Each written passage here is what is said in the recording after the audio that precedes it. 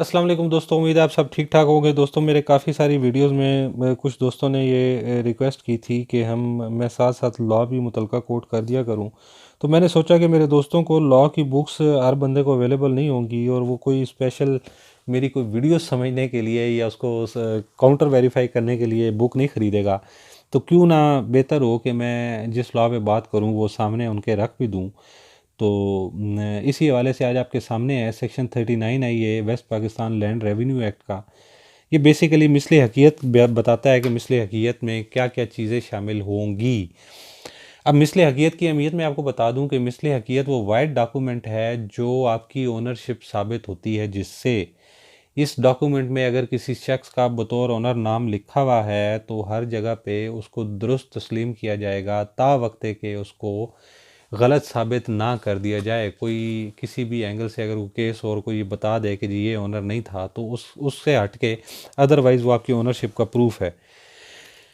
तो दोस्तों बेसिकली मिसले हकीयत की अहमियत बहुत ज़्यादा है। इसमें काफ़ी सारा ये जो रिकॉर्ड प्रिपेयर होता है इसमें बहुत सारी चीज़ें इकट्ठी की जाती हैं प्रॉपर्टी के हवाले से। हम स्टेप बाय स्टेप इस पे जाते हैं। अगर आप क्लास इसकी सब सेक्शन 2 की क्लॉज A1 देखेंगे तो उसमें लिखा हुआ है कि जो भी लैंड ओनर्स हैं, टेनेंट्स हैं या जो भी शख्स एंटाइटल्ड हैं उसके रेंट और प्रॉफिट्स ज़मीन से जो आ रहे हैं या उससे जो फसल आ रही है वो रिसीव करने के हकदार कौन कौन हैं, उन सब लोगों के नाम होंगे। उसके अलावा उनके इंटरेस्ट की नेचर क्या है। मिसाल के तौर पे उसमें अगर वो हिस्सेदार हैं कुछ 2 लोग या 3 लोग या 5 लोग तो उनके इंटरेस्ट कितना कितना है उस प्रॉपर्टी में, कोई कितने हिस्से का मालिक है, और उसी हिसाब से ज़ाहिर है वो फसल लेने के भी अहल होंगे।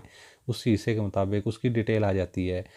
उसके अलावा जो भी रेंट देना है या लैंड रेवेन्यू देना है या उसके अलावा जो भी सेसेस टैक्सेस वगैरह पे करने हैं हुकूमत को, वो कौन करेगा और कितना करेगा, इसकी डिटेल लिखी हुई होती है। चौथे नंबर पे वहाँ पे जो भी रवाज मौजूद हैं, मिसाल के तौर पे अगर कोई वहाँ पे मुज़ारा अटैच है, आपने ये ज़मीन किसी मुज़ारे को दी हुई है तो ये उसमें वहाँ पे लिखा जाएगा कि जी इस पे कौन मुज़ारा कौन है और वो रवाज के मुताबिक कितनी फ़सल लेने का हकदार है, कितनी फ़सल वो ले रहा है। तो ये सारी डिटेल इसकी वहाँ पे मौजूद होगी। उसके अलावा इसमें शजरा किश्तवार जिसको हम बोलते हैं, फील्ड मैप कहते हैं इंग्लिश में, वो होता है जिसमें पूरा उस स्टेट का नक्शा बना दिया जाता है और उस पे लिख दिया जाता है कि इसके दाएं कौन है, बाएं कौन है, और शुमाल, जनूब, मगरिब, मशरिक़, ये सारे चारों सिमतों में किस किस की ज़मीनें हैं जो इसके साथ अटैच हैं। बेसिकली ये पिन पॉइंट करने के लिए ये लिखा जाता है। इसकी बाकी और कोई अहमियत नहीं है। जो फील्ड मैप है सिर्फ ये इससे प्रॉपर्टी पिन पॉइंट हो जाती है।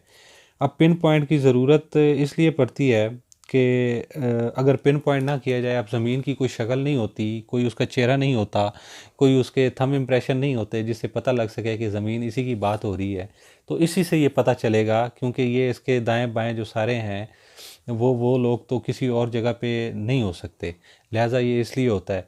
इसके अलावा शजरा नसब पूरा मौजूद होता है, जेनोलॉजिकल ट्री जिसे हम कहते हैं। उसमें ये लिखा होगा कि ये जो जिसकी ज़मीन है उसके वारसान कौन कौन हैं और उनका इसमें कितना कितना हिस्सा है। आई एम सॉरी, ये सारा उसमें लिखा जाता है। उसके अलावा दोस्तों जो भी उसमें टेनेंट होगा, कल्टीवेटर होगा, जो काश्त कर रहा है, उसके फादर का नाम होगा, उसकी ट्राइब होगी कि वो किस कबीले से बिलोंग करता है, उसकी कास्ट क्या है, उसकी सब ट्राइब अगर कोई है तो वो लिखी जाती है, और उसकी जो रेजिडेंस का स्टेटस है वो लिखा जाता है। मिसाल के तौर पे ये कि जो वो मारूसी है या गैर मारूसी है उसकी डिटेल होती है। उसके अलावा लिस्ट एक बनाई जाती है जिसमें रेवेन्यू असेस किया जाता है और उन पे जो अगर कोई पेंशन्स वगैरह हैं तो वो डिस्क्राइब की जाती हैं। इरिगेशन के हवाले से लिखा जाता है, कुओं का, अगर किसी में कोई कुएँ, हमारे पहाड़ी इलाकों में अभी भी कुओं से ज़मीनें सैराब हो रही हैं तो उनकी डिटेल लिखी जाती है। या अगर किसी जगह कुएँ नहीं हैं तो वो इरिगेट हो रहा है नहरों से, तो उनकी पानी की क्या बारी है, कितना पानी कितना टाइम का उनको मिल रहा है, वो सारी डिटेल उसमें मौजूद होती है। उसके बाद शराइत वाजिबुल अर्ज़, मिसाल के तौर पे अगर किसी इलाके में ज़मीन हुकूमत लेके तो कुछ मकासद के लिए उसको इस्तेमाल करती है। अब वो हर जितना भी ओनर होगा स्टेट में वो अपने उसी हिसाब से ज़मीन देगा। कुछ कुछ हिस्सा, अगर एक एक मुरब्बे का मालिक है तो वो उसी हिसाब से ज़मीन देगा, अगर कोई 2 एकड़ का मालिक है तो उसी हिसाब से एक पोर्शन दे देगा ज़मीन का। वो सारी ज़मीन इकट्ठी जो है, अब उसके साथ कुछ कंडीशंस लिख दी जाती हैं कि ये किसके लिए इस्तेमाल होगी। मिसाल के तौर पे यहाँ पे स्कूल बनेगा, यहाँ पे हॉस्पिटल बनेगा, ये जगह कब्रिस्तान के लिए वक्फ़ कर दी गई है। तो ये सारी डिटेल जो है वो शराइत वाजिबुल अर्ज़ कहलाती हैं, ये उसमें लिखी हुई होंगी।